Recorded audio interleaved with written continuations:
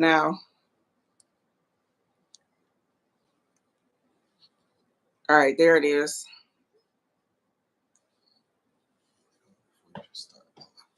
It's already started.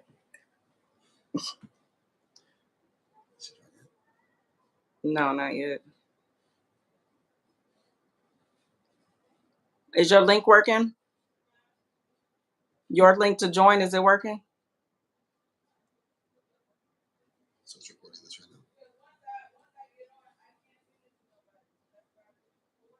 now. Oh, got you.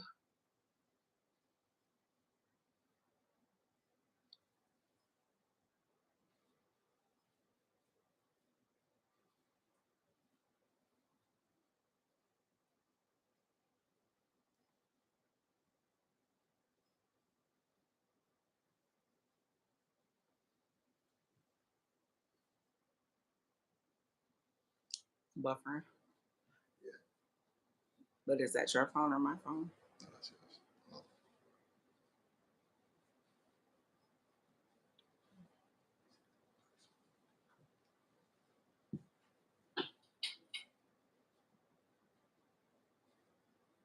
Okay, there you go.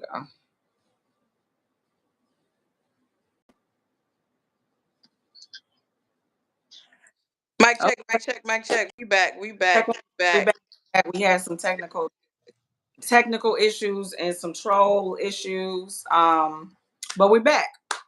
So we're gonna Dang, as soon as I get on, it's some trolls. As soon as we got on, it was some trolls. As that song say, the devil is the devil is a liar. But go ahead. The liar, and he stays busy.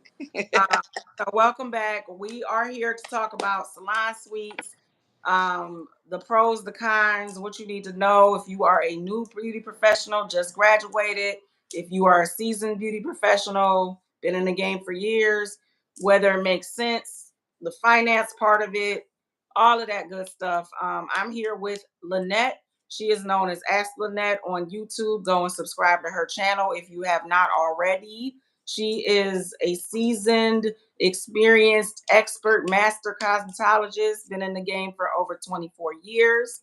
Y'all already know who I am. I'm Orlando Nail Tech, also been in the game for a couple of decades. So yeah, we are just here to talk about salon suites, whether it's the right decision for you, what you need to be considering. We know how popular it is. We've talked about it on our test runs a couple times. So we go into how popular it is. But let's just start right out the gate. What do you think is the what's drawing people to want to do salon suites versus that old school in the salon with other stylists model? Yeah, I think that they're seasoned stylists that have been in the industry for a long time, that have clientele. They're kind of tired of maybe the drama. They're tired of, you know what I'm saying, like not being able to have their own creative style, being in someone else's business with their business. And the salon suites give an option to kind of have your own business without the big overhead, without dealing with other people. Not wanting to necessarily manage other stylists, even though in the traditional salon, everybody's independent, they're still in your house. So you still have to have rules. You still have to have boundaries and guidelines according to how your salon needs to be ran. So the salon suites, they're kind of taking over right now. People want their own creative control. It's a more intimate environment for their clients. They're able to sell products on their own. They have a little bit more freedom. And again, it's your own business. You're still in the entity, but you have a little bit more control than the traditional booth rental situation. And so that's where I think, because it's something new, not no longer new, but it's still they're popping up. They're opening up. Other companies are coming on the scene. I think Phoenix Salon was one of the originators in the business, and they were salon stylists, and so they wanted something and came up with that concept, which I think is genius. Again, if you're seasoned and if you have a clientele to carry you, because it's still overhead. Let's talk about that, the clientele and the salon suite situation. Because I see a lot of new grads. I see people who are in school still saying, Mhm. and right from a school environment to a suite. They don't want to work in stylist. I mean, in a salon open concept where you're there with side by side with other stylists. They think that stylists are messy or other nail techs are messy or too many personalities. What would you say to them as maybe just some advice before they jump straight from school into a salon suite? Yeah, well, I think it's a lot of influence from people that don't know the business. Them thinking that they want to do their own thing. They want to design because they're going and visiting these places and seeing how amazing the salon suites are decorated, and I can build when I get there. But as I said before, the rent is still due every week. So that's not a good idea for someone wanting to come straight out of hair school with no clientele, looking to come into a suite, thinking that they can do some ads on social media, they can pass out some cards, and that's going to be enough to carry 300 plus a week, plus um, product, plus equipment, plus tools, plus all the things that you need. So it's just not even a matter of like, oh, just paying the rent. You have to have the equipment and the things to fill your salon, to decorate it, to make it your own, because they give you a shampoo bowl, a chair, and they say good luck. So again, it's kind of the hype and not being educated properly, and you can work towards getting there, but you definitely have to be educated, and that starts from hair school. Absolutely. Hmm. So it touched on this a little bit too. You shared before that you feel like your school experience thoroughly prepared you for the business side of the beauty industry. Hmm. I know a lot of people have said to me, and even me personally, I feel like, it was talked about, but in passing. So nobody really broke down the big differences because essentially a salon suite is basically booth rent, but on steroids. Um, it's still the same thing. You're still independent. You still are paying out of pocket, whether you have 100 clients or two clients. Um, but my schooling didn't really break down like you're gonna be broke if you don't manage this properly or if you choose the wrong model, booth rent versus commission. So when you are under commission, how it should work, can you explain a little bit about what the salon owner should be providing if you are in a commission type of situation? Okay, well, commission starts normally at 50. Alta, which is a franchise business, they have salon stylists there. They just lowered theirs to 43. And so based on the commission, and it can go up to 70. So based on how much money you're bringing in, is going to determine your commission level. But just on the basis of the normal standard 50-50, you should definitely have education. You should definitely all of your products, hair color, shampoo, conditioner, treatments, everything. Only thing you show up with is your tools. Everything else is provided to you by the salon. And if you're not getting that, which I've been in salons that have been doing commission but don't know the actual um the foundation and the process for that, and just taking the 50%, and then you do your hair. So again, if you're not getting those things, then you're in the wrong place. And yeah, who's ever the salon owner is really not educated on how to do that, which is actually more work. And so before you choose to do that, I would say do your education. And uh, I was that's really actually kind of common from my own personal experience and from what other beauty professionals have told me. I worked in a salon that was a commission salon mhm. but was still not providing everything that they should be providing. They, misclassifying you as an independent contractor when you're really not an independent contractor, taking their 50%, like you said, but then there was no marketing. There was not adequate tools, a lot of disposables, especially as a nail tech. We use a lot of disposables, files, buffers, pumice stones for pedicures. We use a lot of disposables, and they were like, reusing things, which is a whole different issue with sanitation. Right. So then you like, okay, now I know what I learned in school. I know that's not proper sanitation. now I'm buying my own stuff because the salon isn't supplying it, but they're still snatching that 50%. And I found, even working in that environment with other beauty professionals, they did not know this is not normal. This is Right. not normal for Yeah, you. they didn't know. They wasn't educated. Yeah, they didn't know that this is not normal for you to still have to go find clients to bring to this salon that you're giving 50% of your commission to, or to bring in your own tools, or you got to buy your own barbicide because Hmm. they putting Windex in the barbicide jar, and so it'll look blue, but it's not really barbicide. And you like, I don't want anybody's foot to fall off. That's the So first time I heard that. That's the first time I heard that. can't make this stuff up. So Wow.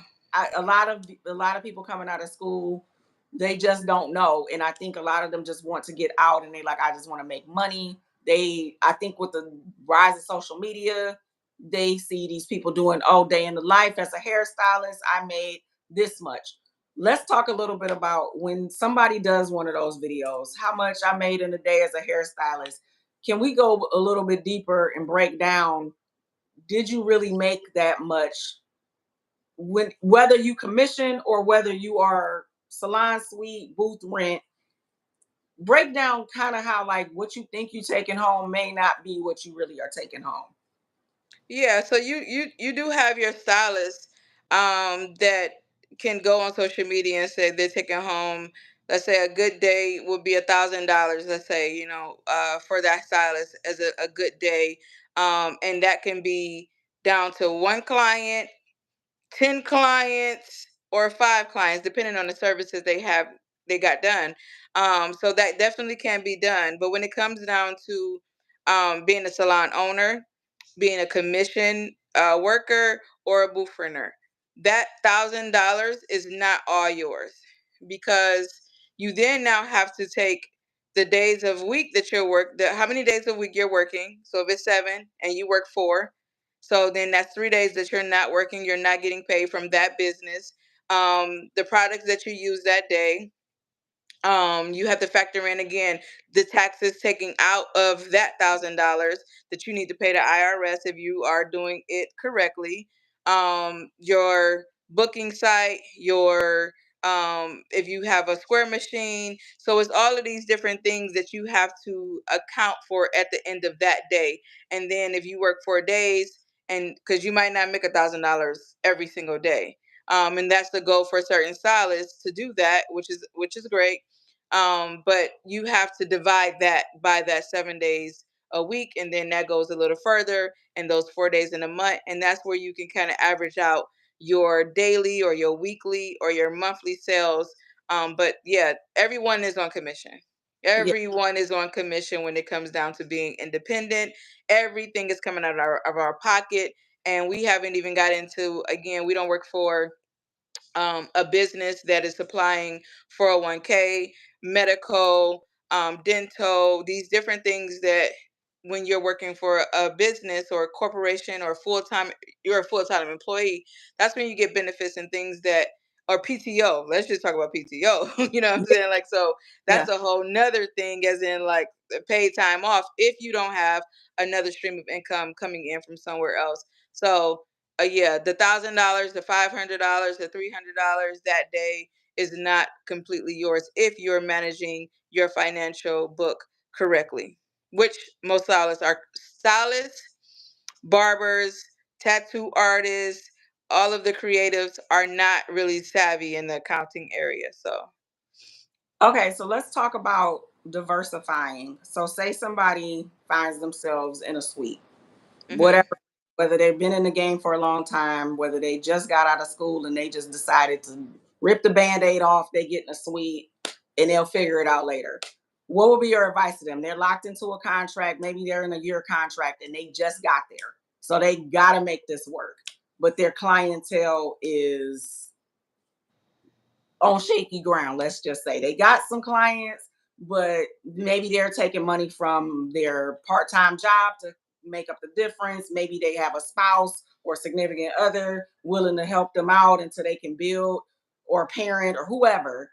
What would you say as far as not just finding more clients, but finding more ways to bring income into business, because essentially they are a business owner, whether they want to admit it or not, whether Right. they got into it because they thought it was cute to decorate it or whatever. Once Mhm.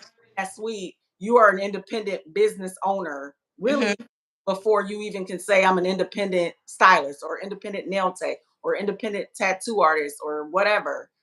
What would you say would be some good ways for them to kind of supplement and fill that gap of maybe missing clients here and there or something like that? What would you suggest? I mean, well, I don't know if it's a within that business, if it's another way to supplement, because you still need clients. So if I said you need to sell product, you need to sell retail, you need some merchandise, you still need clients You to need somebody. purchase that. Yeah, Yeah. So originally, when you started, I'm like, well, what I've seen in the industry, booth renting, salon owner, suite owner, um yeah, they moving out in the middle of the night. Like, like F that contract. yeah, because again, we can say contract and you know what I'm saying, like, but it's the same thing. If you get a house and you can't afford it, like, Yeah, you signed a lease, but you yeah, just gonna have to take that L of whatever the getting out of that lease payment is. um because you can't afford it no more. And so either you gonna wait till somebody tell you to get out, or you're gonna leave early. So it's like, I don't know if, because again, you can get another job, but you getting another job to pay for a business, and I'm pretty sure you got to pay rent at home, and you got food, and you got car insurance, all of the things that we have to pay for. So I would just, again, what normally happens is they end up having to leave, yeah. period. So there is no other way around it, because again, you going to supplement that, or even if you have a husband and say, hey, go live your dreams and I got you for this amount of times. If you're not willing to put in the work, to go out, hustle, grind, get dressed, get your hair done, go out and we live in a different time now where it is social media. It's not like how it was back in the day when we went to school and we were passing out flyers and cards. People are not doing that anymore. So you represent your business and how you go out into the world, how you carry yourself, how you dress, how you look. And so people can come to you. That was like me having my hair different ways and people complimenting me on my hair. Um, that's a way that I can see for people, you know what I'm saying? Like, they come to you and you say, oh, I'm a hairstylist, and they're like, oh, you are, da da da, I did my own hair, and then have a conversation piece. But other than that, is word of mouth. So you get somebody, your family members, somebody here you can do for free, and that's your walking billboard. So, but you need to do these things before you get to the salon suite And I was just gonna and say, hair school. one of the things I would say a con of being in a salon suite, whether you got clients or not, the visibility is not the same as if you are in a walk-in salon. You, like you were saying before, you're not going to get walk-ins necessarily Yeah. in a salon suite. You may every now and again get some one-off person They're that's just like, randomly walking by wherever that yeah, suite is and just walk like walk in.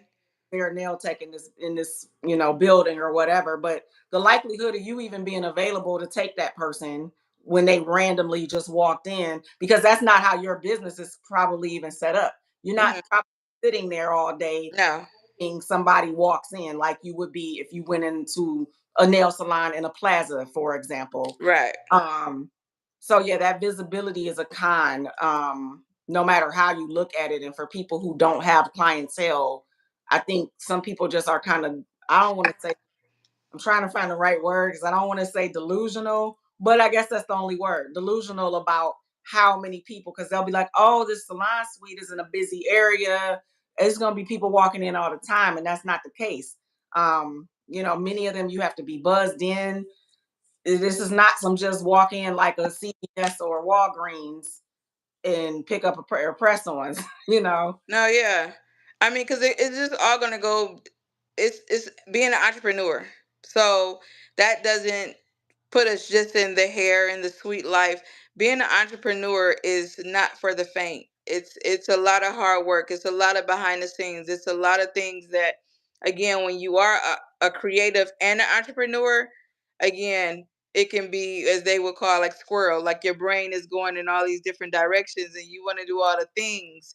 And then when it comes down to like sitting down and doing the accounting part, and managing your books and your clients and emails and marketing and these different things, that's not the fun part when it comes down to a creative. So just being an entrepreneur in general, which we not taught. Like I never was taught that being a hairstylist, I was an entrepreneur. Like this is new terminology to me after me being in the industry for um 23 plus years. So it's like entrepreneur, like I didn't sign up for that. I signed up just to do hair. Like Hair. I was given a gift and I love what I do. I love making people feel beautiful, but it's like entrepreneur, like what's that?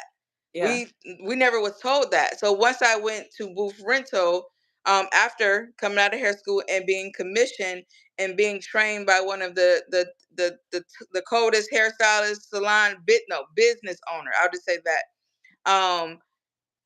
That I had to learn even with that, thinking that, I want all of my money. And she like, that's not how that work if I'm supplying all these things for you to grow and for you to move to the next level. So it's like going into booth rent. I didn't understand that I was an entrepreneur. It's like, okay, I do hair, I pay my booth rent and pay my bills. And there we are. But all of the things and taxes and bookkeeping and financial records and balancing and all of the things, yeah, I want to play in hair color and cut hair and have fun, like, and talk to my clients, like, Now that you say, so. do you think that maybe that shock of realizing you're an entrepreneur and not just a nail tech, a hairstylist, esthetician, whatever, do you think that may be part of why there's so much of people going back to I'm doing a 9 to 5 now and I'm leaving the beauty industry? Maybe they feel like they bit off more than they could chew, and they didn't sign up for all of that. They just want to Mhm. check and go home type of thing. Or do you think it's not really related? I think it can be related in regards to the inconsistency of income. Mm-hmm. As being in the hair industry, nail tech industry, any industry that you're providing a service, that if someone feels it's not a necessity, or go through hardship, move, die, whatever the case may be, that's where your income can fluctuate. So if you got a consistent clientele and they're coming, and then you have someone like, oh, I'm about to move, or I lost my job, or again, things are tight. My husband lost his job. I got to cut back on this. Like, so that makes our income fluctuate. We don't have a consistent income. And so with that can come people getting into that space of wanting some consistency, at least when they have an hourly position, they know what they're getting paid. It's security. So it's that, along with realizing that this is not like, oh, I could just stand behind the chair and people just gonna just fall in my chair without me doing anything as well. So again, I think it's a pool of different things. But normally, when a true creative, goes to try to get a 9 to 5, it never lasts long. They're not happy. And that's in, again, any lane of being creative. Mm-hmm. So yeah, I think it's a little pool of the different things. But again, it won't really last long, and so you'll still have to go back and be like, okay, how do I switch up? How do I revamp? How do I make this thing work? So yeah. Yep, I agree. Definitely how to make it work. I know a lot of people do both. A lot of people try to do part time and then they're doing whatever beauty service they provide full time or vice versa. Um, the burnout, I feel like, is also part of it too. When you're trying to do too many things, running a business is already, I feel like, a full time job in itself, Hmm. aside from actually providing the service. So, really, if you have some type of job on the side of that, or you have a full time job and you do hair on the weekends, for example, and then you're still running all the business part of the hair business, that's like having 3 jobs for real. And then you may have a family, you may have kids. That's really a lot for most people to deal with. Yeah, and I think too, the key is the Yeah. passion behind whatever it is that we do.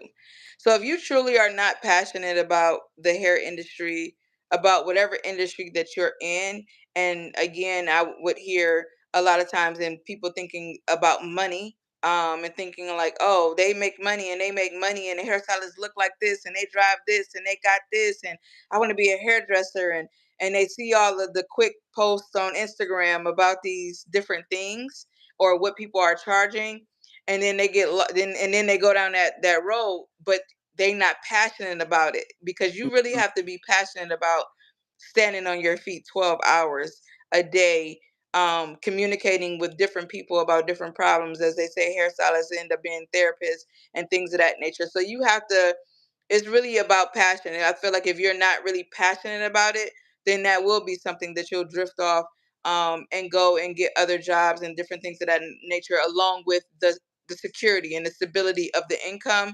So those two combine, but again, the passion will always drive you back.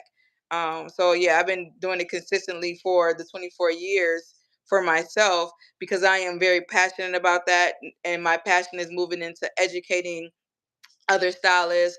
My ministry being behind the chair, God using me in different ways behind the chair with my clients. So me being able to have a private suite, being able to connect, being able to, I put prayer on my menu list when I was in my suite, and the extra 5-10 minutes or whatever that they needed.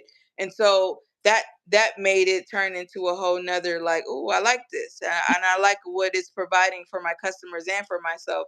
So again, like passion, because if you're not passionate about it and you went down that road for the wrong reason, your suite will fail, your salon will fail, your career as a hairdresser or a nail tech You or will you will fail. I mean, well, and Well, again, it's, and not so not to say fail, but it's more so you'll find yourself going into another direction that you're more passionate about, because there's so many avenues being a cosmetologist, which includes nails and ear piercing and tattooing and all of the things, because again, we're creative. So, you know, selling our own products and our, merchandise and t-shirts, and so we have so many different avenues that we don't have to just be in this one lane. So when I say fail, it's more so just turning the corner, turning the page into another way of using that you feel like more purposeful and more useful in. yeah, and when I said fail, I didn't necessarily mean it. No, I said fail. Well, we both said it, but when I said it, I was more, basically that passion and that like really love for what you do when it's slow season or when you're having difficult interactions with clients. And I mean, I'm not saying it happens all the time, but being the longer you're in the business, you will have maybe some interactions with clients that aren't the most positive for whatever reason. The passion for what you do is kind of what's going to keep you in it Yeah, versus being like, always that. F this, I don't have to put up with this. I can go work at Walmart. Um, that passion is what's going to drive you versus making you want to give up. It's going to make you question giving up a little bit more than just throwing your hands up and walking away. You're going to be like, well, yeah, but see, I really love to do this, or I really have a vision for my business. Yeah, we can probably go out on that because we're almost at our 30 minutes. But how important would you say is having a vision or certain goals and milestones you want to hit as a cosmetologist and as a business owner? Yeah, and again, like just saying like that, having goals in general, it's the same. It's the same reason why you need to have that, so that you can stay on that marker, so you can know your why, why you're doing this, why you stick it in, why the days when you want to give up, you want to keep on pushing, forward, is having those goals clear and reaching those goals. So it's the goals, again, even when it comes to Sweet Life, we're stylists, like I want people out of hair school. I want to own my own salon. I want to do my own business. I want to be an entrepreneur. So you have to have goals. You have to be disciplined. That's another thing. You know what I'm saying? Like being disciplined to even reach any goal that you may have. If you want to start your own business, if you want a new position within your job, if you want to go volunteer, if you whatever it is that you want to go travel, you have to have a roadmap and you have to have a plan. And again, my suggestion is to do that with God, because it makes it even better. well, better but challenging because we want to do our own thing. But that's a whole nother subject. You actually listen to what he told you. Yeah, so again, like I said, that's we gonna go down a whole rabbit hole about how we don't listen. But anyways, having that the co-pilot, no, the pilot, I will be the co-pilot, we will You be be the the co-pilot. co-pilot, Yeah. to knowing, the plan that he see, for us. But again, just making our goals and being disciplined, to get to where we're trying to go. Yeah. Awesome. So I think this was great. I think it was a lot of knowledge dropped as far as commission versus salon suites and booth rent. Hmm. So hopefully anybody watching this gets some takeaways from that. And if they were on the fence about it, they're a little more clear. If they have no clients, they are not trying to run to a salon suite and set And themselves.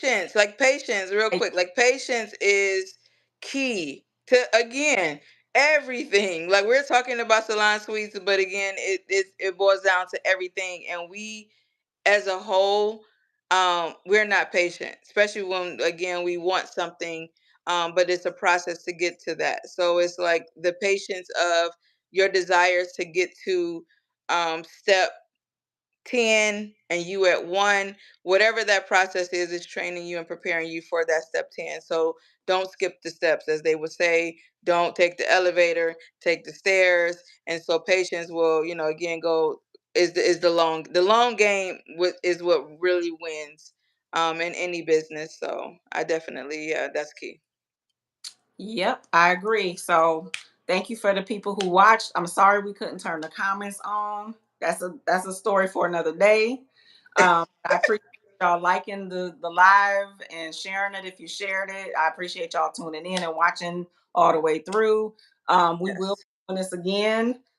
I don't know exactly when, but just stay tuned. Subscribe Yes. to one of our channels and keep your notifications on so when we go live the next time, you'll be notified. All And right. Thank you for having thank me. you for being here. All right. Talk to you All right, guys soon. bye.